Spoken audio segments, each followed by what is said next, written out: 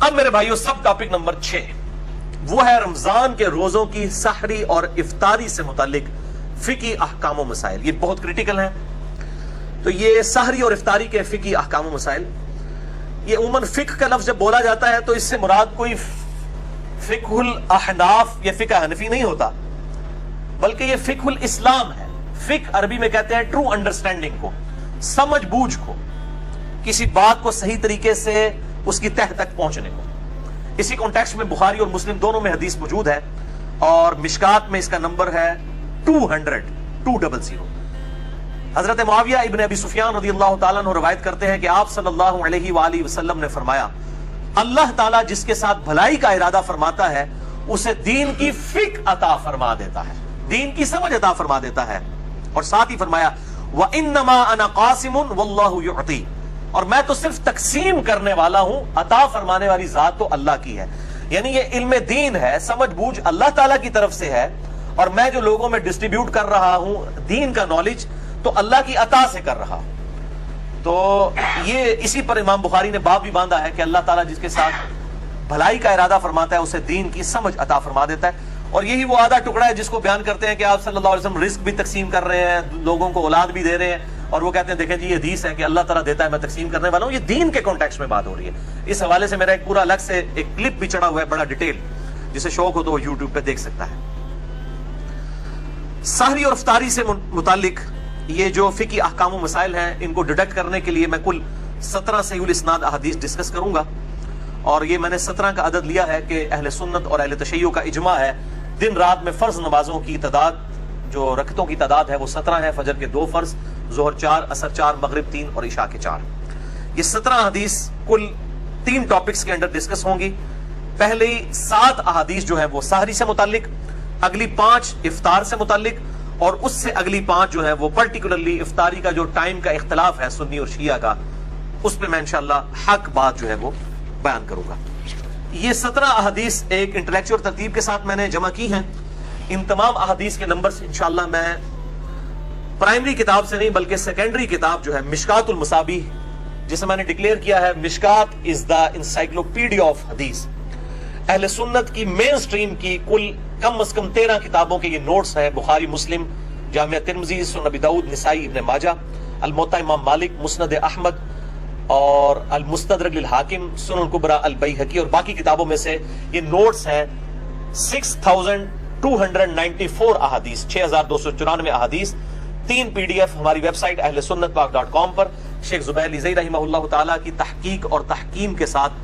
اور تخریج کے ساتھ موجود ہیں. جسے شوق ہو تو وہ ڈاؤن لوڈ کریں.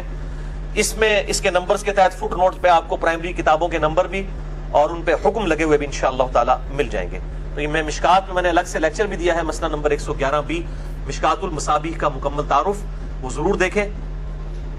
پہلی حدیث بخاری اور مسلم دونوں میں موجود ہے, مشکات میں 1982. آپ صلی اللہ علیہ وآلہ وسلم نے فرمایا سحری کھایا کرو, سحری کے کھانے میں برکت ہے. یعنی سحری کو ترغیب دلائی گئی ہے کہ اس کو کھانا ہے. یہ اکثر لوگ 8 پیرا روزہ رکھ لیتے ہیں بغیر سحری کو, بڑا فخریہ بتاتے ہیں, جبکہ یہ فخریہ چیز نہیں, تو چھپانی چاہیے.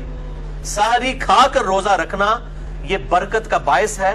اور آپ صلی اللہ علیہ وآلہ وسلم نے اس کی ترغیب دلائی ہے.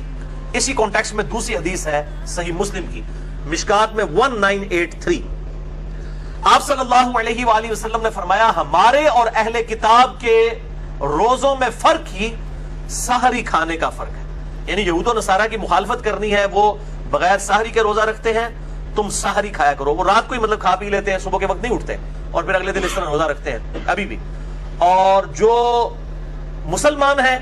ان کے لیے سنت یہ ہے کہ وہ سحری کا اہتمام کریں گے, کیونکہ اہل کتاب کے روزوں میں اور ہمارے روزوں میں سحری کھانے کا فرق ہے. تو جان بوجھ کر سحری نہیں چھوڑنی چاہیے. اگر مجبوراً چھوٹ گئی اور کوئی شخص یہ سمجھتا ہے کہ میں بغیر سحری کے 8 پیرا روزہ رکھ سکتا ہوں تو وہ رکھ لے, لیکن اگر اس کو بعد میں احساس ہوتا ہے کہ میں روزہ نہیں نبھا سک رہا تو روزہ توڑ دے, اس پہ کوئی گناہ نہیں ہے, کفارہ نہیں ہے, ایک روزے کی قضا کر لے گا. اگر کسی کی سحری رہ گئی ہے اور اسے یہ یقین ہے کہ میں روزہ نہیں رکھ سکتا, روزہ نہ رکھے, اس دن چھوڑ دے. اب اللہ تعالیٰ کی طرف سے کیٹاسٹرافک کنڈیشن آئی ہے, وہ ایک روزے کی بعد میں قضا دے دے. اور اگر رکھ بھی لیا ہے اور بعد میں احساس ہوا کہ نہیں نبھے گا تو روزہ توڑ سکتا ہے, اس پہ گناہ بھی کوئی نہیں ہے, کفارہ بھی کوئی نہیں, ایک روزہ قضا کر لے گا. اور اس پہ ایک ایکسیپشن ہے، آپ صلی اللہ علیہ وآلہ وسلم کے حوالے سے بخاری اور مسلم میں حدیث موجود ہے اور مشکات میں اس کا نمبر ہے 1986 کہ آپ صلی اللہ علیہ وسلم وصال کے روزے رکھا کرتے تھے، بغیر افطار کیے اگلے دن کا روزہ اور پھر اگلے دن کا روزہ، اس طریقے سے مسلسل کئی دن کے روزے رکھتے تھے۔ بعض اصحاب نے آپ کی سنت کی پیروی میں روزہ رکھا تو ظاہر ہے وہ پھر مسجد میں بے ہوش ہونا شروع ہو گئے، تو آپ صلی اللہ علیہ وآلہ وسلم نے ان کو ڈانٹا اور آپ نے فرمایا ایکم مثلی، تم میں سے میری مثل کوئی کون ہو سکتا ہے، میں رات کے وقت میرا رب مجھے کھلا بھی دیتا ہے پلا بھی دیتا ہے۔ تو آپ صلی اللہ علیہ وسلم کی خصوصیت ہے کہ آپ مسلسل افطار کیے بغیر روزے رکھ لیا کرتے تھے، یہ آپ صلی اللہ علیہ وآلہ وسلم کی خصوصیت ہے، امت میں کسی کو اجازت نہیں۔ ان کو کہتے ہیں وصال کے روزے، وصل کہتے ہیں نا ملنے کو، یعنی روزے ملاتے جائیں، یہ آپ صلی اللہ علیہ وآلہ وسلم کی خصوصیت ہے۔ تو آپ نے فرمایا ایکم مثلی، تم میں سے کون میری مثل ہو سکتا ہے۔ کسی صحابی نے نہیں کہا کہ قل انما انا بشر مثلکم، اے نبی تم فرما دو کہ میں انسان ہونے میں تمہاری طرح ہوں۔ صحابہ کو یہ بات پتا تھی کہ یہ مثل کے اعتبار سے ایز اے اسپیشیز بات نہیں ہو رہی، بلکہ آپ کے مرتبے کی بات ہو رہی ہے، اور آپ کا مثل واقعی کوئی نہیں ہو سکتا۔ تو یہ دو ایکسٹریم ہیں، ایک طرف اہل حدیث علماء ہیں بعض، وہ ہر بات کے اوپر جو ہے وہ قل انما انا بشر مثلکم کے تحت کوئی ایکسٹریم رزلٹ نکالتے ہیں، دوسری طرف جو ہے وہ بریلوی ہیں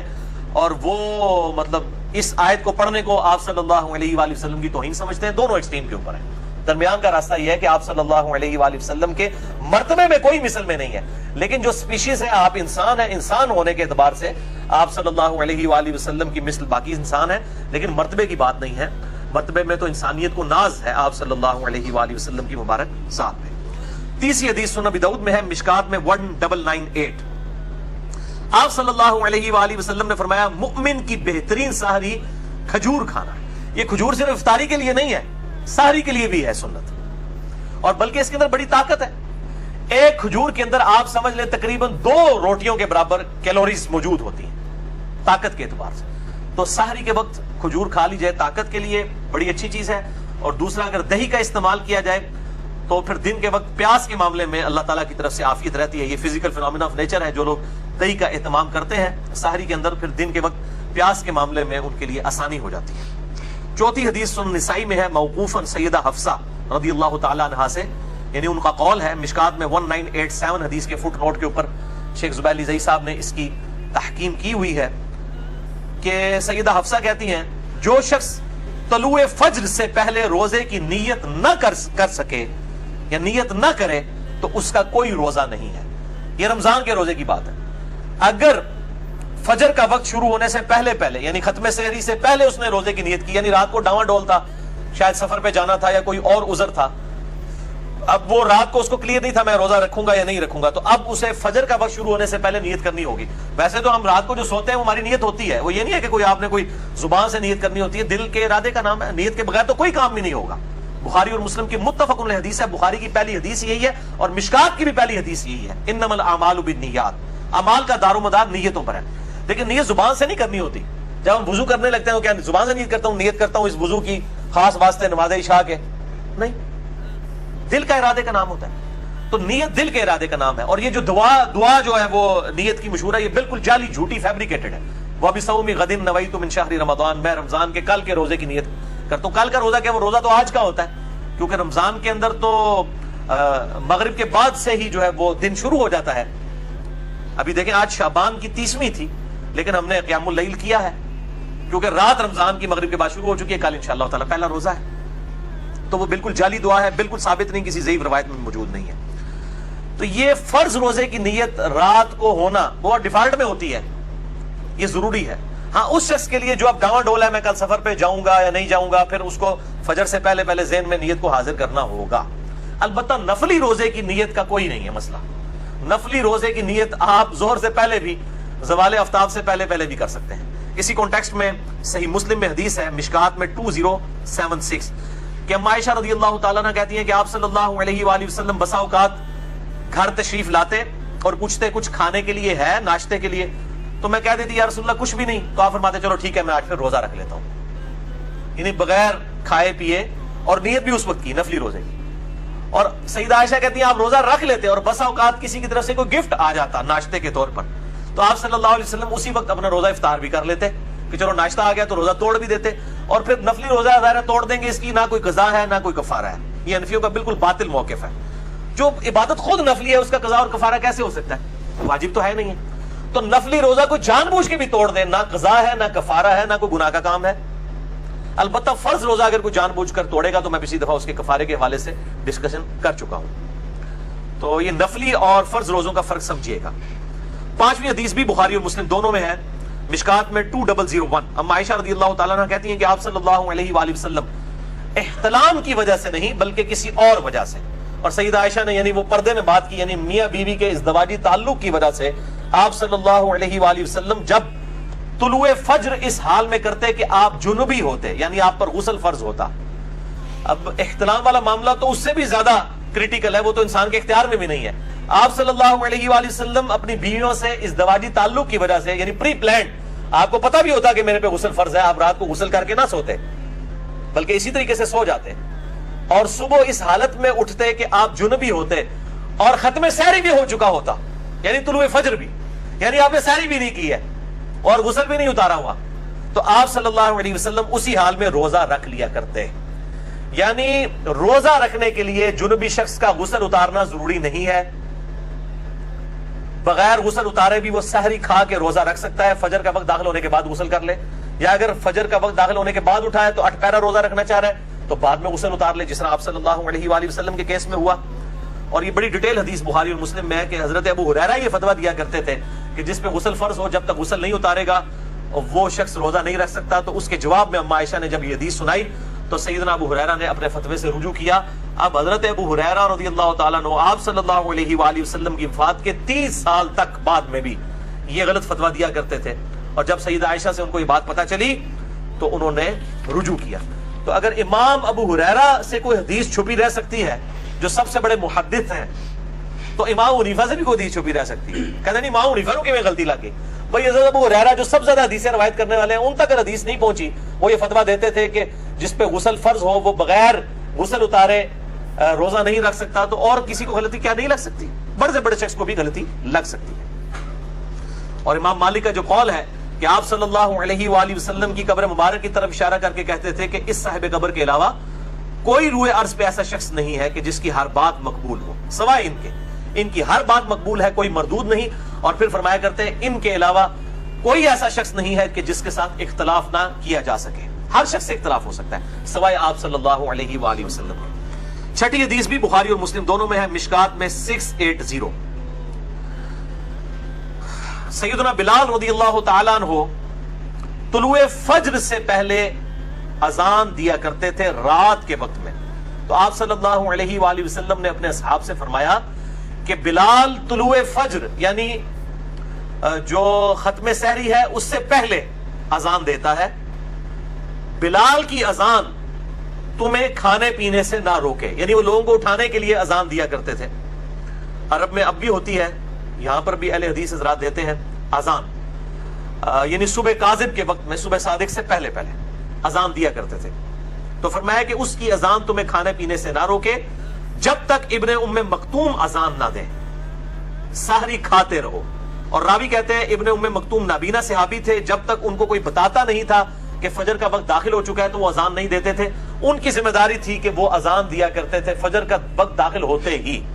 ختم سحری۔ یہ آج کل کی اذانوں پہ نہ جائیے گا، بعض کا اذانیں 5-5 منٹ لیٹ ہو جاتی ہیں، آج کل گھڑی کا اعتبار ہوگا، جو ختم سحری کا ٹائم ہے گھڑی کو فالو کریں، اذانوں پہ نہ رہیں، اذانوں کا تو کوئی پتہ نہیں کس وقت اذان ہو سکتا ہے لیٹ ہو جائے، ہو سکتا ہے جلدی ہو جائے، لوگ اتنا اہتمام نہیں کرتے۔ تو آپ صلی اللہ علیہ وآلہ وسلم نے فرمایا کہ جب تک ختم سحری نہ ہو اس وقت کھاتے پیتے رہو۔ اسی کانٹیکس میں صحیح مسلم میں ایک حدیث ہے، جامع ترمذی میں بھی اور مشکات میں ہے 681،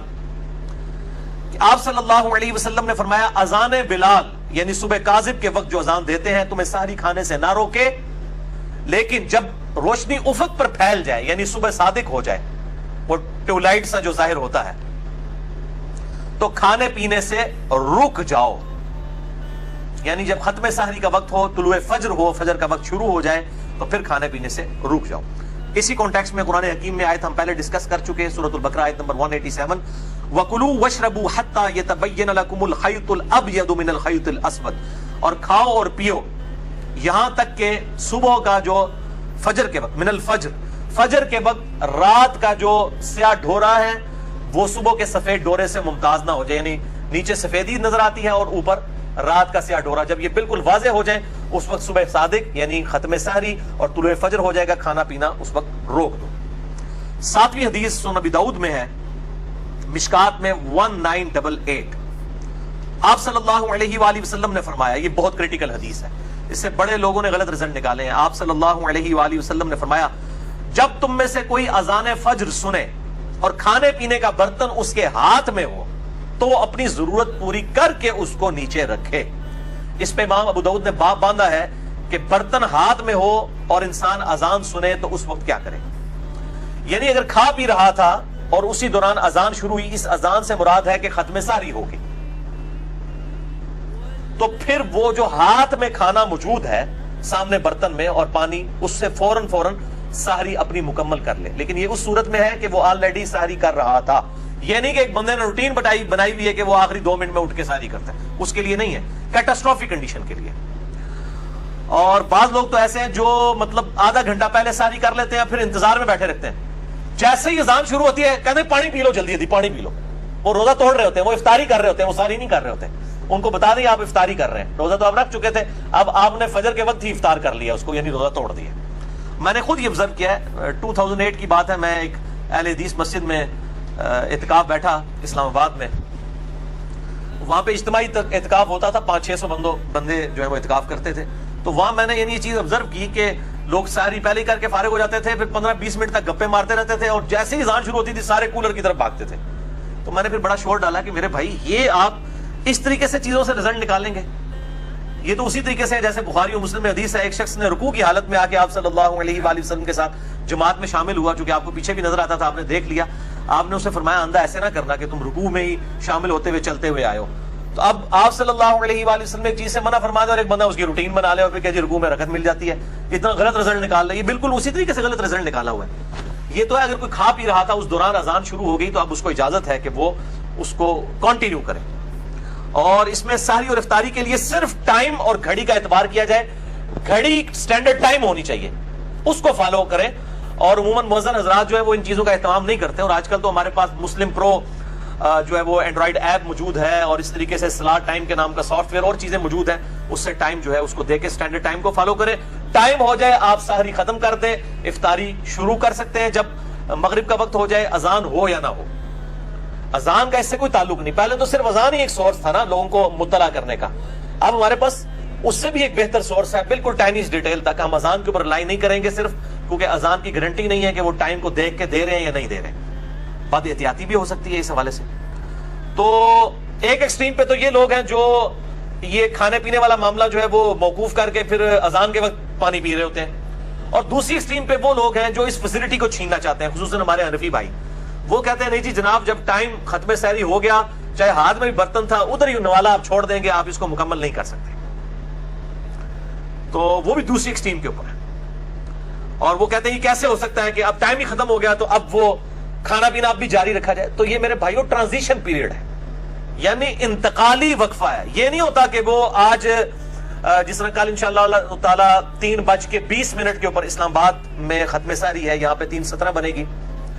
تو ایگزیکٹ 3:17 جب جیلم میں ہوئے ہیں تو ایگزیکٹ اس وقت کوئی ایسا بم پھٹا ہے اور جناب طلوع فجر ہو گئی ہے، وہ آہستہ آہستہ جو ہے وہ صبح کاذب جو ہے صبح صادق میں داخل ہونا شروع ہوتی ہے، یعنی ایک ٹرانزیشن پیریڈ ہوتا ہے، اور اگر وہ ایک دم بھی داخل ہو رہی ہے تب بھی کوئی ایشو نہیں ہے۔ اس کے سپورٹ میں ایک حدیث ہے جو بخاری اور مسلم دونوں میں موجود ہے، مشکات میں 601 ہے کہ آپ صلی اللہ علیہ وآلہ وسلم نے فرمایا جس نے سورج نکلنے سے پہلے فجر کی 1 رکعت پا لی اس نے فجر کی نماز پا لی، اور جس نے غروب آفتاب سے پہلے عصر کی 1 رکعت پا لی اس نے عصر کی نماز پا لی، یعنی اگر کوئی لیٹ ہو گیا تھا مجبوری کی وجہ سے، اور غروب آفتاب جس طرح کل اسلام آباد میں 7:10 پہ ہے، یہاں پہ 7:07 پہ، تو کوئی شخص 7:06 کے اوپر عصر کی نماز شروع کرتا ہے مجبوراً لیٹ ہونے کی وجہ سے، اور 1 رکعت اس نے غروب آفتاب کے وقت سے پہلے پا لی، اور باقی 3 رکعتیں اس کی مغرب کے وقت میں بھی ہوئی تو اس کی نماز ہو جائے گی۔ اسی طریقے سے فجر والا معاملہ بھی ہے، اب حنفی عصر والا مانتے ہیں، فجر والا نہیں مانتے، افتؤمنون ببعض الکتاب وتکفرون ببعض، حالانکہ ایک ہی حدیث میں ذکر ہے کہ جس نے طلوع فجر سے پہلے طلوع آفتاب سے پہلے فجر کی 1 رکعت پا لی اس نے فجر کی نماز پا لی، اور جس نے غروب آفتاب سے پہلے عصر کی 1 رکعت پا لی اس نے عصر کی نماز پا لی، یہ دونوں ایک ہی حدیث میں موجود ہیں۔ وہ کہتے ہیں نہیں فجر کی نہیں ہوتی عصر کی ہو جاتی ہے، اور آگے بھی لاجکس دیتے ہیں جی عصر کا وقت چونکہ مغرب میں داخل ہو رہا ہوتا ہے تو مغرب خود نماز کا وقت ہے، اور دوسری طرف جو ہے وہ فجر کا وقت زوال کے وقت میں داخل ہو رہا ہوتا ہے، مکروہ وقت میں، اس لیے وہاں پہ نہیں ہے۔ یہ جو لاجکس نکالتے ہیں نا، ان کے لیے پھکی میرے پاس ہے۔ ان سے یہ پوچھیں کہ پیشاب جو ہے یہ زیادہ ناپاک قطرہ ہے یا منی زیادہ ناپاک ہے، تو یہ کہیں گے جی پیشاب، کیونکہ منی تو انبیاء کی پیدائش کا سبب بھی ہے، تو پیشاب تو زیادہ نڈس ہے۔ لیکن پیشاب کے نکلنے سے غسل فرض نہیں ہوتا، اور منی کے نکلنے سے غسل فرض ہو جاتا ہے۔ اب ان کی ڈاکٹرائن مان لی جائے تو پیشاب کے بعد بھی غسل فرض ہونا چاہیے، کیونکہ انٹینسٹی زیادہ ہے نا پیشاب کی پلید ہونے کی۔ یہ میں نے پکی اینٹی وانم الزامی جواب دیا ہے۔ جو یہ کہتے ہیں کہ نہیں جی عصر کی نماز ہو جاتی ہے، فجر کی اگر کسی نے ایک رکعت پا لی اور اس کے بعد سورج نکلنا شروع ہوا تو وہ اس کی نماز نہیں ہوگی، دوبارہ ہی پڑھنی پڑے گی، تو یہ بالکل غلط ہے۔ اس حدیث کے تحت میرا اجتہاد اور قیاس ہے اس حدیث کو جو ابو داؤد کو سپورٹیو ہے مشکات میں 1988 کہ اگر کسی کے ہاتھ میں برتن ہے اور اس دوران اذان شروع ہوئی ہے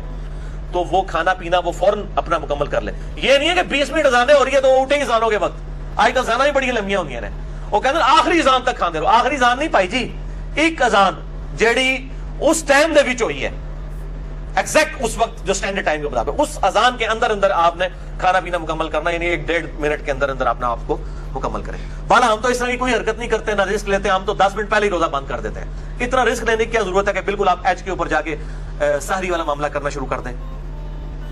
اب میرے بھائیوں اگلی 5 احادیث افطار سے متعلق ہے۔ پہلی حدیث جامعہ ترمذی، سنن ابی داؤد، سنن ابن ماجہ، مسند احمد میں ہے، مشکات میں 1990۔ آپ صلی اللہ علیہ وسلم نے فرمایا جب تم میں سے کوئی افطار کرے تو کھجور سے کرے کہ وہ باعث برکت ہے، یعنی فوراً طاقت آ جاتی ہے، کیلوریز۔ اگر کھجور میسر نہ آئے تو پانی سے افطار کر لے، وہ باعث طہارت ہے، یعنی کھجور یا پانی۔ یہ بعض لوگوں نے کہا جی نمک نال بھی کر لے، اے بھی نہ ہوئے کولو لا لیندے نے چیزاں، بھائی نمک دا کدھر ذکر نہیں ہے، کھجور اور پانی کا ذکر ہے۔ دوسری حدیث جامعہ ترمذی اور سنن ابی داؤد میں ہے، مشکات میں 1991۔ آپ صلی اللہ علیہ وآلہ وسلم نماز مغرب سے پہلے چند تازہ کھجوروں کے ساتھ افطار کیا کرتے تھے۔ اگر کھجور نہ ہوتی تو آپ صلی اللہ علیہ وآلہ وسلم چند چھہارے کھا لیا کرتے۔ یہ چھہارے کھانا بھی سنت ہے، اور یہ جو بد دی جاتی ہے نکاح کے موقع پر یہ میٹھا تقسیم کرنا، یہ بھی سنت ہے۔ اگر چھہارے بھی نہ پاتے تو پانی کے چند گھونٹ پی کر آپ صلی اللہ علیہ وآلہ وسلم افطار فرما لیا کرتے ہیں، تو پانی سے بھی افطاری ہو جائے گی۔ یہ کوئی گناہ کا کام نہیں ہے۔ اکثر لوگ ضروری کھجور ہی تلاش کر رہے ہوتے ہیں، اگر کھجور نہیں ہے تو پانی کے ساتھ بھی روزہ افطار کرنا سنت ہے، یہ کوئی عیب والا معاملہ نہیں ہے۔ تیسری حدیث سنن ابی داؤد میں ہے، بڑی کریٹیکل ہے، میں اس کا نمبر بھی بتا دوں، 2357 اور مشکات میں 1993 کہ آپ صلی اللہ علیہ وآلہ وسلم جب روزہ افطار کرتے تو آپ صلی اللہ علیہ وآلہ وسلم یہ دعا پڑھا کرتے، ذهب الظمأ وابتلت العروق وثبت الاجر انشاءاللہ۔ پیاس چلی گئی، رگیں تر ہو گئی، یہ افطار کے بعد پڑھنا ہے جب رگ واقعی تر ہو جائے، پہلے نہیں، اور اللہ کے حضور انشاءاللہ ہمارا اجر پکا ہو گیا۔ تو یہ آپ صلی اللہ علیہ وآلہ وسلم دعا پڑھا کرتے تھے۔ مشکات میں اتنی الفاظ ہیں، ابو داؤد میں پوری حدیث ہے، سنن ابی داؤد 2357۔ وہ تابعی کہتے ہیں کہ عبداللہ بن عمر کو میں نے 2 کام کرتے ہوئے دیکھا ہے، ایک تو وہ مطلقاً مٹھی کے بعد داڑھی کاٹا کرتے تھے، مطلقاً، کوئی حج عمرے کا ذکر نہیں، اور دوسرا افطار کے وقت یہ دعا پڑھا کرتے تھے اور کہتے تھے کہ نبی صلی اللہ علیہ وآلہ وسلم بھی افطار کے وقت یہ دعا پڑھتے تھے۔ داڑھی پہ میرا مسئلہ نمبر 33 ڈیٹیل کے ساتھ آپ دیکھ سکتے ہیں، اس حدیث کو میں نے بیان کیا وہاں پر بھی۔ ایک اور مشہور حدیث ہے لیکن پکی ضعیف ہے، مرسل روایت ہے، تابعی نے صحابی سے نہیں ڈائریکٹ نبی صلی اللہ علیہ وآلہ وسلم سے روایت بیان کی ہے، اس کو ہم کہتے ہیں مرسل، چھوٹا ہوا واسطہ، منقطع ہے، معاذ بن زہرہ تابعی سے، کہ نبی صلی اللہ علیہ وآلہ وسلم دعا پڑھتے تھے اللہم لک صمت وعلی رزقک افطرت، لیکن یہ روایت مرسل ہے، چھوٹا ہوا واسطہ ہے، ضعیف روایت ہے، اور اس کو بھی خالص نہیں رہنے دیا ہے۔ پہلے روایتی جعلی تھی، اس میں بھی لوگوں نے اللہم انی لک صمت وبک آمنت وعلیک توکلت وعلی رزقک افطرت، اور ملاوٹ ہوئی، شاید بھی ملاوٹ پائی ہوئی ہے۔ یہ دعا ویسے ہی کمزور تھی اور بالکل چھوٹا ہوا واسطہ تھا، اور باقی جو ساتھ ملا دیا، اور پھر کہتے ہیں کہ کیا اس میں کون سے الفاظ غلط ہے؟ بھائی بخاری اور مسلم دونوں میں حدیث موجود ہے، بخاری میں 247 ہے اور مسلم میں 6882۔ ایک صحابی کو آپ صلی اللہ علیہ وسلم نے دعا تعلیم فرمائی، اس میں الفاظ تھے بِنَبِيِّكَ الَّذِي أَرْسَلْتَ، میں ایمان لایا اس کتاب پر جو تو نے اپنے نبی کے ساتھ نازل کی۔ اس صحابی نے دعا میں پڑھ دیا بِرَسُولِكَ، میں اس کتاب پر ایمان لایا جو تیرے رسول کے ساتھ نازل ہوئی۔ رسول سپرلیٹو ڈگری ہے، نبی تو چھوٹی ڈگری ہے۔ اس نے نبی کے الفاظ کو رسول کر دیا، اعلیٰ کام کیا، نیکی کا کام، لیکن آپ صلی اللہ علیہ وآلہ وسلم نے فرمایا بنبی کا کہو، وہی کہو جو میں نے تعلیم فرمایا. یعنی بنبی کا کو بھی رسولی کا بھی نہیں پڑھ سکتے. یہ جائے کہ بندہ خود سے جی وہ واقعنا عذاب القبری، واقعنا عذاب الحشری، پتہ نہیں کیا کچھ داخل کیا ہوا ہے. قرآن میں دعا آئی ہوئی ہے میرے بھائیوں، سورۃ البقرہ میں، بخاری اور مسلم میں موجود ہے، ربنا آتنا فی الدنیا حسنۃ وفی الآخرۃ حسنۃ وقنا عذاب النار. یا بخاری اور مسلم میں ہے اللہم ربنا آتنا فی الدنیا حسنہ وفی الآخرۃ حسنۃ وقنا عذاب النار. دنیا میں سب کچھ دنیا آ گیا، آخرت میں قبر آخرت کی منزلوں میں سے پہلی منزل ہے. بخاری اور مسلم میں حدیث ہے وقنا عذاب النار، وقنا عذاب النار، ربنا آتنا فی الدنیا حسنہ وفی الآخرۃ حسنہ. آخرت کی حسنہ ہونے میں عذاب قبر سے بھی، عذاب محشر سے بھی، اور اسی طریقے سے پولیس رات، یہ ساری چیزیں وفی الآخرۃ حسنہ میں آتی. اور واقعنا عذاب النار میں تو الٹیمیٹ کامیابی آ گئی الحمدللہ. چوتھی حدیث شعب الایمان امام بیہقی کی کتاب میں ہے، اور شرح السنہ امام بغوی کی کتاب میں، اور مشکات میں 1992 ہے. آپ صلی اللہ علیہ وآلہ وسلم نے فرمایا جو شخص کسی روزہ دار کا روزہ افطار کرائے یا کسی مجاہد کی تیاری کروائے تو اسے بھی اس روزہ دار اور مجاہد کے مثل ثواب دیا جائے گا الحمدللہ. اب یہ مجاہد کو مسلمانوں کا گلا نہ کاٹنے گیا ہو جو واقعی جہاد ہو، یہ اس کانٹیکسٹ میں. پانچویں حدیث افطار کے وقت دعا کی قبولیت کے اعتبار سے جامعہ ترمذی اور سنن ابن ماجہ میں ہے، مشکات میں 2249. آپ صلی اللہ علیہ وآلہ وسلم نے فرمایا 3 لوگوں کی دعا قبول ہوتی ہے. نمبر 1 روزہ دار